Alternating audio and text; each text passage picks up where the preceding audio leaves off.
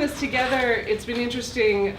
We've been doing a lot of work in reservoirs, and we'll follow this through the course of the presentation. Mary and I will team tag a little bit. You see her there in the middle.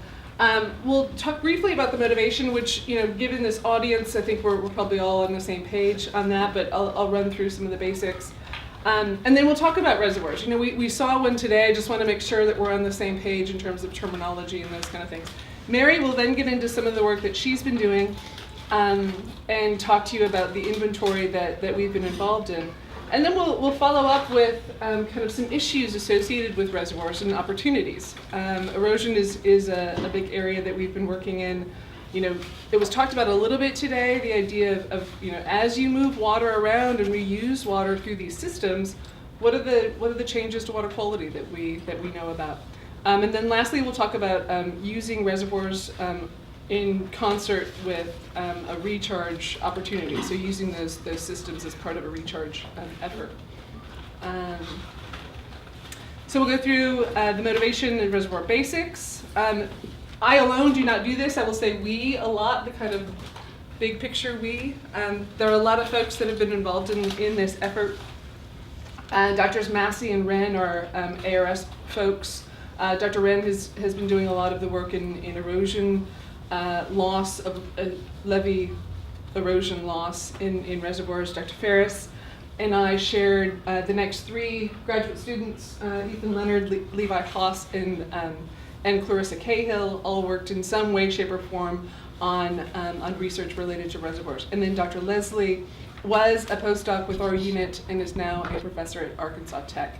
So in an effort to kind of make sure that we recognize all of these contributors, I want to put them up front. Again, kind of preaching to the choir about this. Arkansas irrigates a lot. Some of our out-of-town guests have been maybe a little bit surprised by that.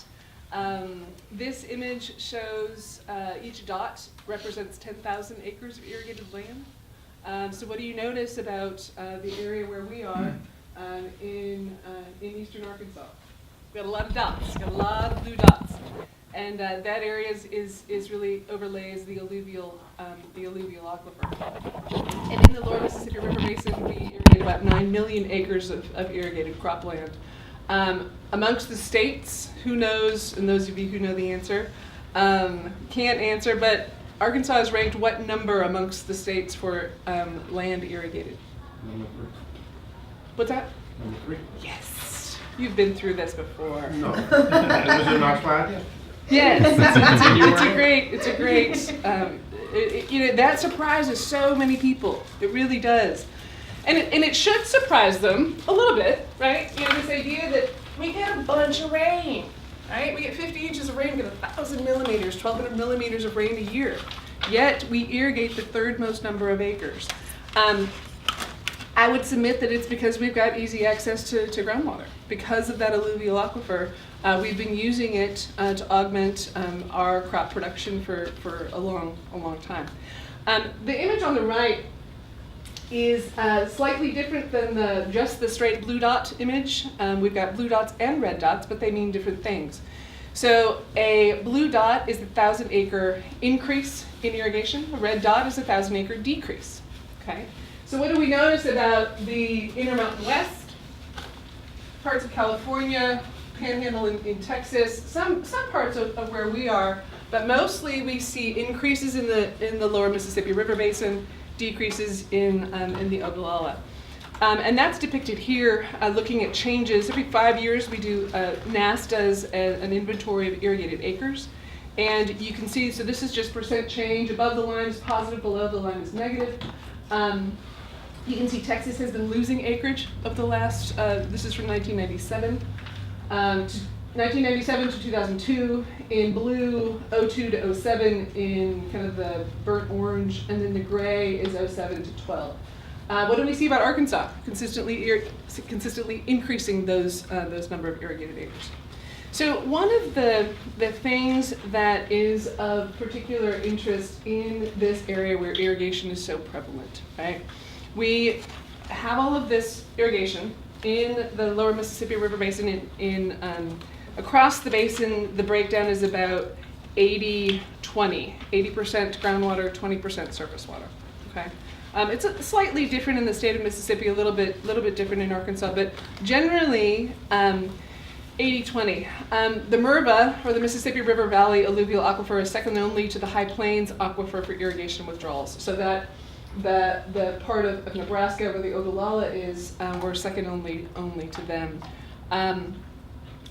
A little bit about the alluvial aquifer. It's a shallow, unconsolidated sand and gravel aquifer, ranging in thickness from 50 to 150 feet. Lori talked about that today. You know, she said we're pumping from 30 feet. Did she say 30? In one place, yes. In one place, and you know, 80 to 100. and in the Sparta, they're pumping from 800. So the differences in those two formations are pretty stark. One of the reasons why Arkansas is such an ideal place to grow rice is because we have this confining layer of clay, right? And one of the reasons why we don't have spatially explicit recharge to the aquifer is because we have this confining layer of clay. Does that make sense? So this is an animation of depth to groundwater. And it's moving, and I'll orient you to it again once it stops. So if you keep your eye on the date up here, it says 2015. This is the Grand Prairie. This is the Cache River area over here. I'm a hydrologist, so red is bad, blue is good. Okay, so you want more blue in your world than red. So keep an eye on a particular location and see how it changes. So this is 04. Now this is 08. This is 12. This is 15. So you can see as we progress through time, that depth to groundwater continues to increase. This is some work that was done by the USGS. This is in 07. This is when the Cache Critical Groundwater Area was established. It's about 500,000 acres of cropland. The Grand Prairie is a critical groundwater area, and Lori had said that they're not. They are part of the critical groundwater area, and then the central Mississippi Delta in the state of Mississippi is also one. So this is their best estimate of what was going on in 2007. Let's fast forward with some modeling into 2038. Again, blue is good, brown is bad. We see those cones of depression, or those areas where the depth to groundwater is going to potentially increase. And so we highlight those again. So I wanted to bring up, the prevalence of irrigation and the challenges that we have for recharge in the aquifer, to the idea of, well, we get all of this rain. We talked about that a little bit. How can we take advantage of that rain? And all of the water plans, from the ones that I've seen, have always suggested the idea of using more surface water where we can. And one of the best ways to do that is on-farm reservoir tailwater recovery systems. So this kind of takes you through a system, and a system is depicted here. This blue is a farm. This hashed area is a reservoir. And everything in blue is graded such that it goes back into a ditch or into a tailwater that goes back into a place that can be pumped back into this reservoir. So it's this idea of closing a system, not letting water leave that farm. So in this system, we've got water coming in this direction, some coming in this direction. But once it gets to these pits, these tailwater recovery pits, it's pumped back into the reservoir for use.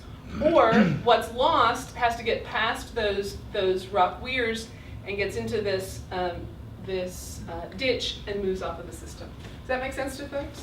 Okay. So these systems basically are made up of a storage reservoir, fields that are needed to use the reservoir. Water leaves those fields, gets into ditches, and then is often held back by a small rock weir, and then put back into the reservoir and be used. Michele? Yes. So was the red, was that the reservoir? So that's a separate system. Okay. Yeah, you're absolutely right. The red is a separate system. It is the reservoir of the red system. Okay. Okay. it, unlike the blue system, loses more of their surface water, whereas the blue, the only part that they really lose is this little corner right in here. So as water moves in this direction, it hits a levee and then goes into a ditch that then moves in this direction. Whereas this system does a really good job of capturing most, I forget the numbers now, it's maybe about 80% of the land that it's used to irrigate. But this, I believe, is in the mid-90s. Okay. So, just putting in a reservoir is not the solution. Putting in a system that works together with how your land is graded, how it's drained, and then managing that reservoir is a big part of the puzzle. So I wanted to touch briefly on, why do we build a reservoir tailwater system? I talked a lot about reducing reliance on groundwater. We got all of this rain. Let's use it. As we get to areas where the depth to groundwater is prohibitive, these surface water systems become really appealing. There was some talk today about storing nutrients and sediment in those systems, and we'll talk a little bit more about that.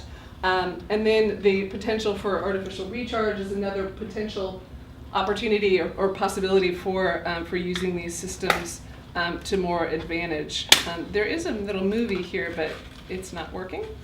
Oh, there it goes.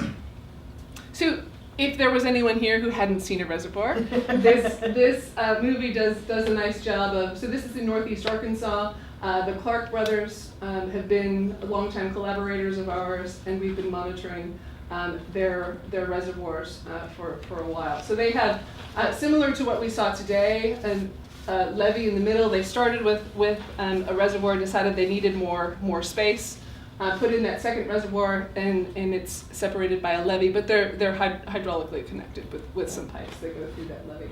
So just to give you an idea, if we had some folks in here that hadn't seen that type of work. So the next is Mary's piece, and I'll let her take that over. So now I'm going to talk a little outline of what it is in this inventory. So characteristics. How many do we have right now in 2015? How many, when, where were these reservoirs constructed? So I've got historical imagery that I can go back and see if there was a reservoir or not, going back to like 1996. And then where are they in the context of aquifer depletion? So the cones of depression that Dr. Reba showed you earlier, where are these reservoirs in relation to that, where the groundwater is furthest down? And also another thing that might be of interest is the prior land use and land cover. When the farmers construct these reservoirs, where is it going? On productive cropland? The reservoir that they showed us today was partly in a natural drainage area they took advantage of, but that's a limiting factor. So we limited the reservoirs, the study, to the Cache River area in west Craighead County, Poinsett, Cross, and St. Francis, west of the Crowley's Ridge, and then the three counties down here in Grand Prairie, Lonoke Prairie, and Arkansas. And those also coincide with where the aquifer depletion is most severe. So I did remote sensing. Most of these reservoirs are on private land, like we saw. It's really hard to actually get out there and count them. So I took advantage of the USDA's Farm Service Program, the National Aerial Imagery Program. They fly each state in the United States like every couple of years. And Arkansas's most recent one was in 2015. So this image is from the aerial photograph. That's how much detail I can see. You can even see the pipe and the bar ditch that Jim mentioned, and then some surface drainage ditch. But that's the highest resolution I can get. So Google Earth, with their nice satellites, I can zoom in a lot closer and you can see a lot more detail. You can even see the pumping plant, the relief pumps, and the pipe. So I use that as sort of a verification of the aerial photography. And we limited it to on-farm irrigation reservoirs. So not every water body I came across in the image was an on-farm reservoir. So this is an image of a borrow pit from when the Highway 226 went in. And it doesn't have any of the pipe or the bar ditch or any of those other things that come along with an irrigation reservoir. So I limited it only to something like this. This is up in Poinsett County, that image. So how many are there? How big are they? And I was only able to count surface area and get a rough estimate, drawing a polygon around the image. I don't have any data on depth, but there are average depths. The NRCS has plans, so you can kind of get an estimate of the volume of these, but we didn't. We limited it to just surface area. And then where are they? So this is the number of reservoirs in 2015 in Grand Prairie. And there's 632 of them for a total for over 22,000 acres of surface area. And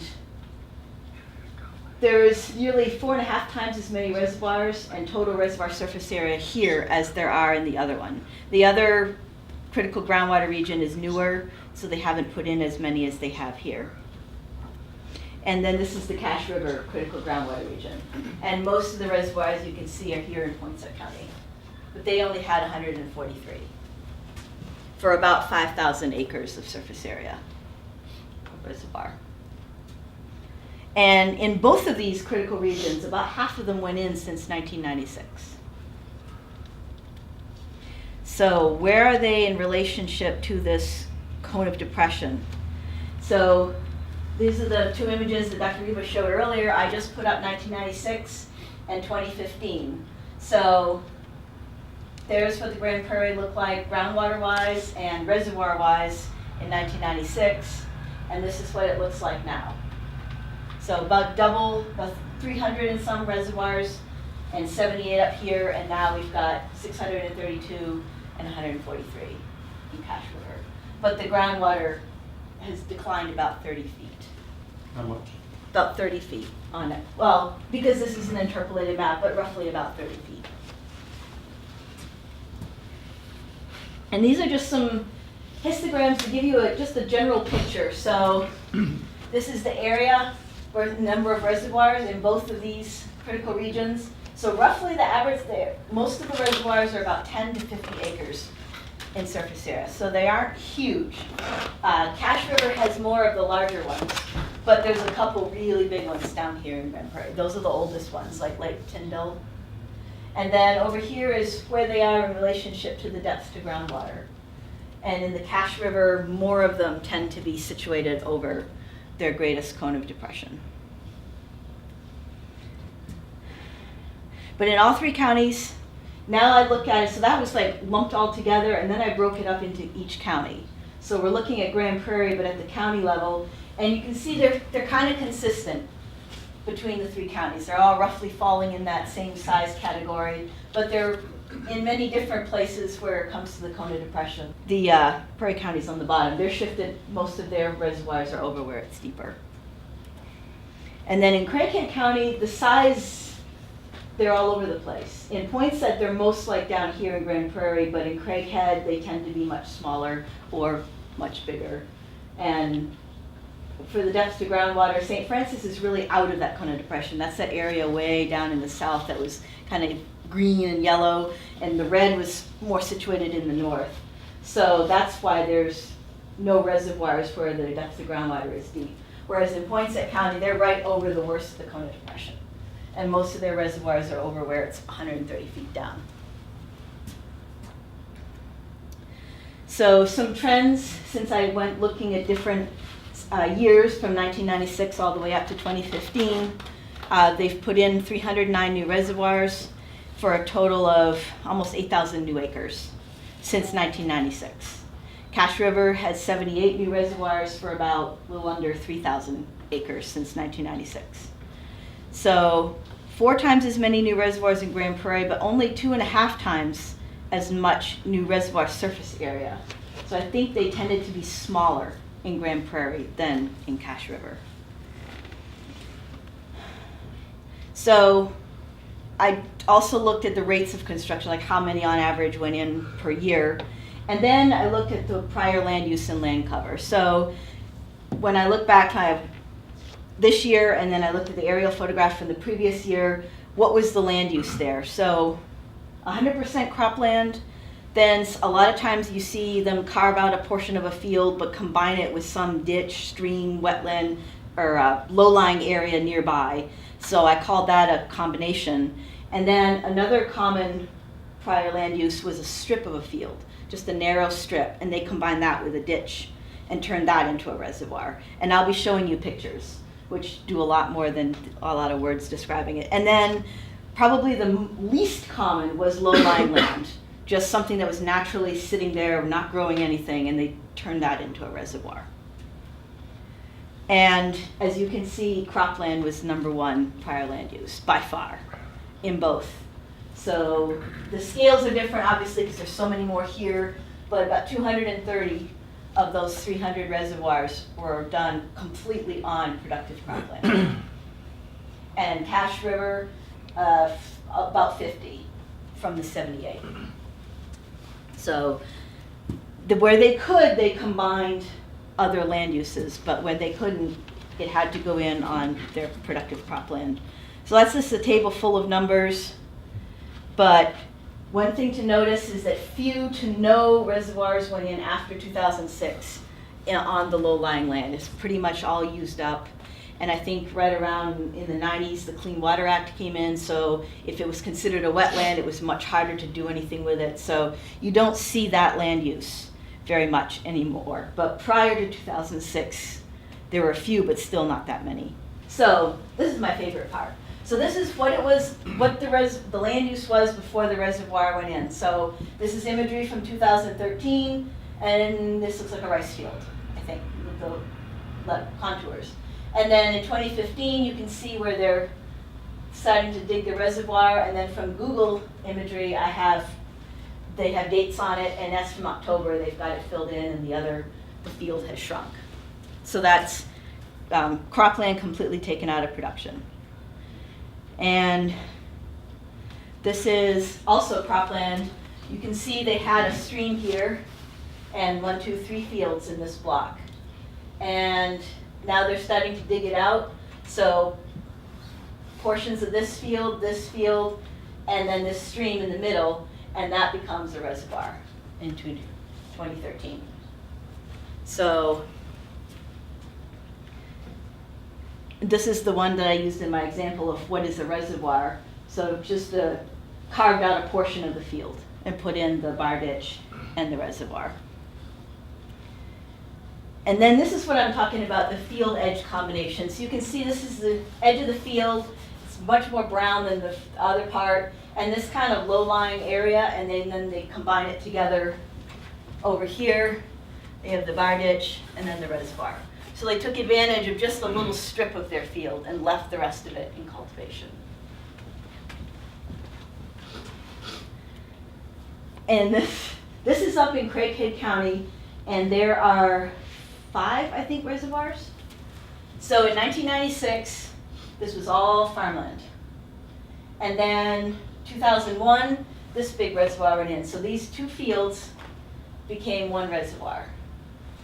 And 2006, they started digging out. So this little area here of some small fields, a stream going through, a canal, I think, and they kind of carve around all of that.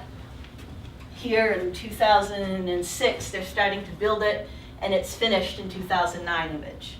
So they just carved up like 3 different fields, got used around this stream and turned into one.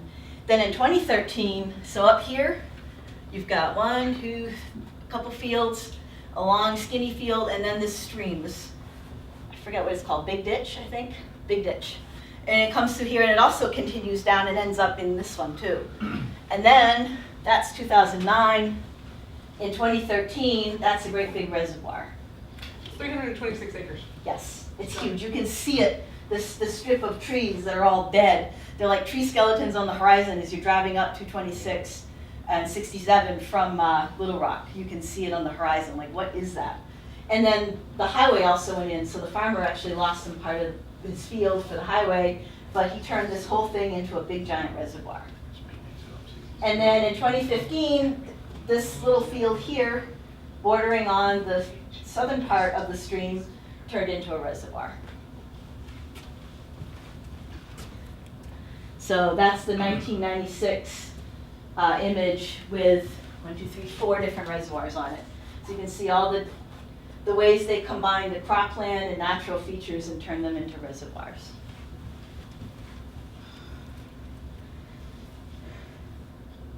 And this is an example of multiple land uses. So that was mostly cropland only, or they were taking advantage of a part of a field. This 1996, there's 2 small ponds here and a wooded area here. And up here, it's partially wooded and partially field, and that becomes a reservoir. So they flooded out the low-lying area and part of the field.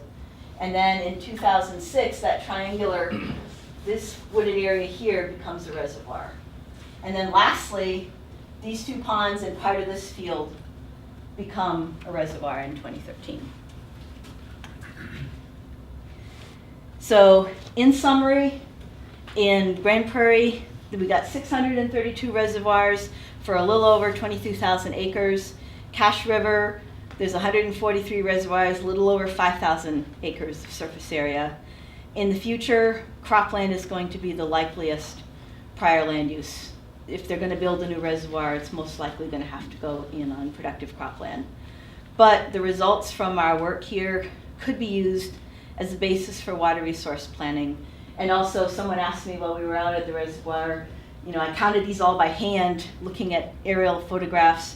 Is there an algorithm that can do that? Well, yes, but the accuracy of it is still in question. So my manual hand counting eyeballs on it can actually be used as a validation for a future algorithm that someone might develop. So. Really, I can't say how often we talk about reservoirs, and NRCS has their layer of information, which is not necessarily easy to understand. And so it was just the easiest thing that we could do. I had those 4 reservoirs that she went through just outside of Jonesboro was what I had used as like a test bed of we could do this, right? And then Mary came, and so it was done. So let's move on to, so we've got these reservoirs, we've got a bunch of them. Let's think about some of the challenges associated with them, okay? So the protection of the levee within that reservoir is really important. There's been a lot of interesting and innovative work done in this area, what can be very expensive. Fist size cobble or a little bit bigger. We've got some tires over here, not necessarily recommended practice, but it has been done. This is outside of Jonesboro, the Malco, the theater. If any of you are familiar with Jonesboro, the theater was demolished, and as you get pretty, the challenge with bringing in material to these reservoirs is the cost, right? The transportation of that material. And these folks were close enough to Jonesboro, on the right side of Jonesboro, near where the Malco was being demolished, and so they have rock, cobble, just crazy stuff that comes out of buildings, and they're using it to protect their reservoir.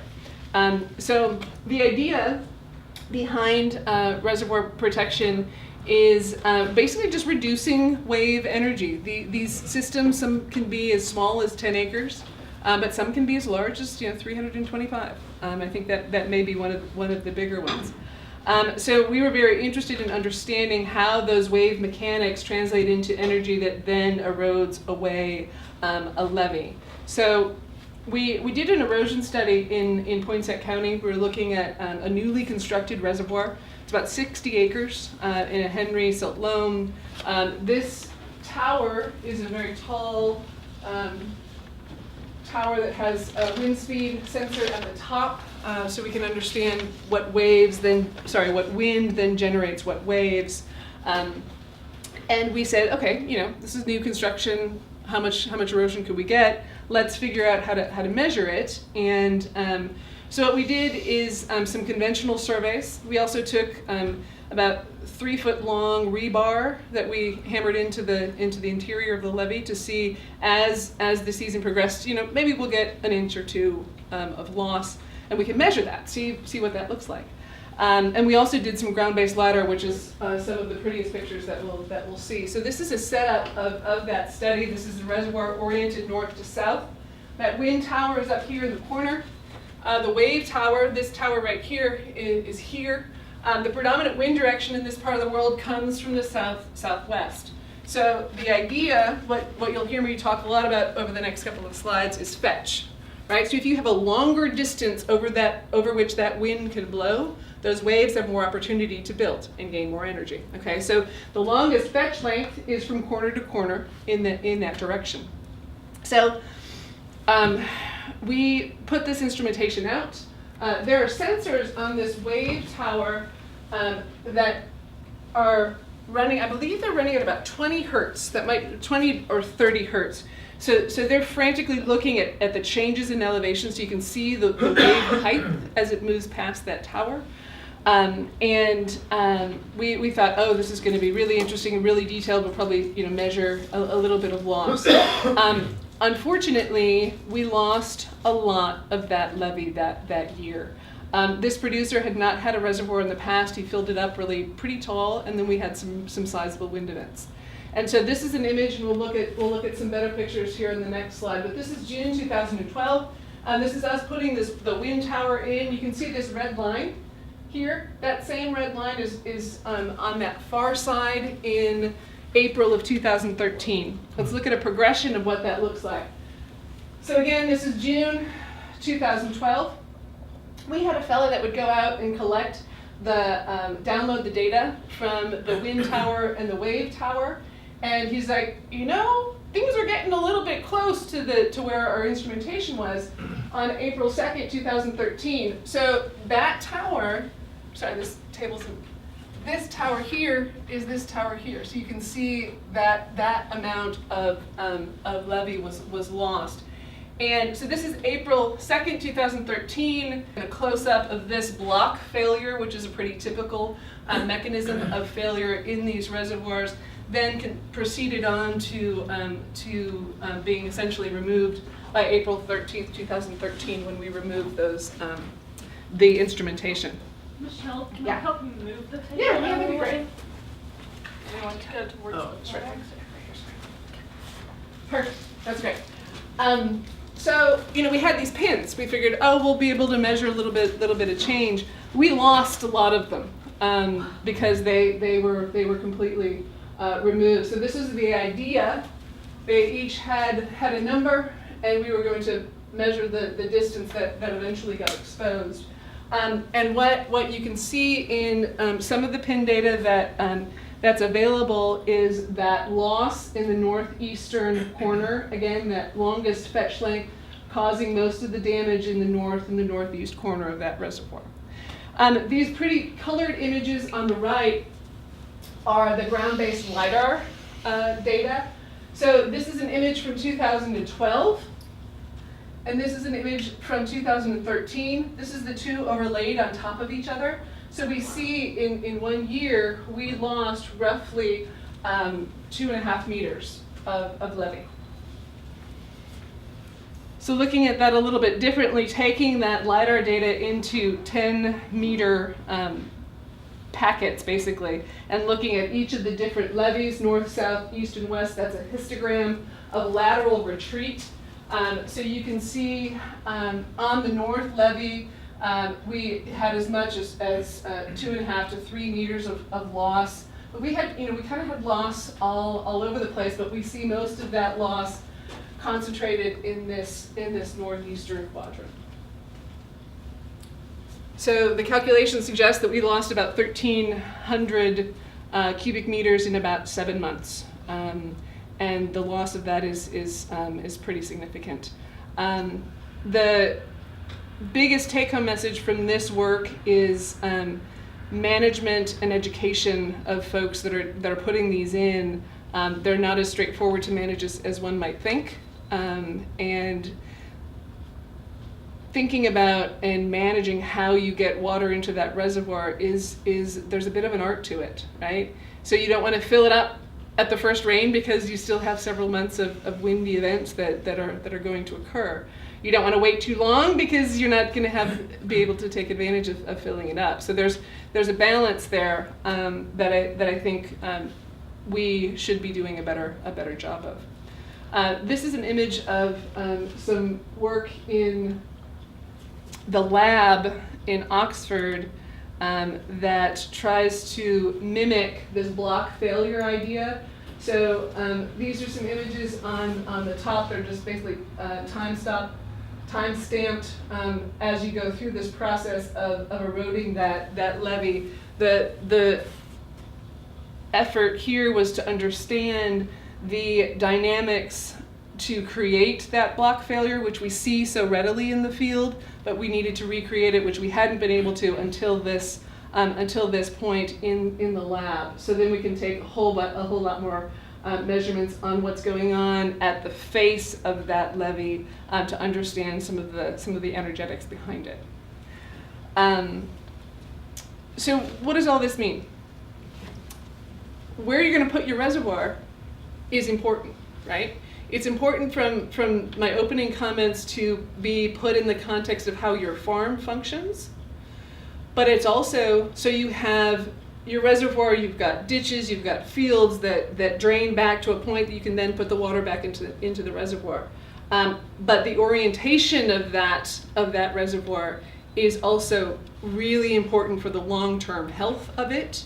One of the things that I noticed today at the reservoir that we saw at the Dabbs farm is, unlike that reservoir that we just talked about losing 2.5 meters of levee length, which had no trees anywhere around it, that reservoir that we were at today was basically surrounded by trees on 3 sides. All you really need to do is break the energy of that wind, right? So placing your reservoir in a place that has some sort of natural protection will be really beneficial and very cost effective.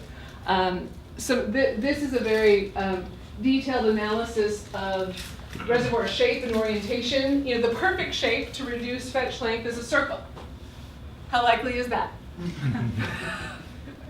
So, you know, if you can on all sides have the same fetch length, that's going to minimize the fetch length across the reservoir. And then we progressively get into longer and longer fetch lengths as we get longer in the direction of the wind. So these are just some analyses that we've been thinking about in terms of placing reservoirs on the landscape and what kind of ideas we should be thinking about as we do that. So minimizing fetch length, maximizing shape factor, which is really what this analysis is looking at. Another idea, which is somewhat novel, is this idea of interior levees. We saw this shape before. Brittany asked about the red reservoir. And this is a reservoir, again, outside of Jonesboro. It had been built in the 1980s. Basically, they just pushed up some levees and there were some trees in there, and they stored water there. And that worked great until the trees started to die. And as those trees then no longer were able to buffer the wind started to come up, and that the levees started to get eroded. It was reworked again in 2006, and then in 2014, they had this idea of kind of a sacrificial levee, if you will. The idea that they excavated from the interior of the reservoir and built up these levees in a cross shape to basically reduce the amount, reduce the fetch length within each of those different compartments. Okay, so we've been monitoring this, and it's been in since 14 and seems to be doing pretty well. So in summary on this erosion question, you know, water level management is really important and something I think that we can work with NRCS in doing a better job of. Levee protection is very important, using existing protection where possible. Trees are really the best source, and then maximizing protection of that longest fetch. If you have some funds and you want to protect some part of your reservoir but you can't line the entire thing, figure out where your predominant wind direction is coming from and then protect that opposite levee, okay? And then even before that point, when you're at the design stage, really think about that orientation and protection. So that's the end of my erosion section. Are there any questions?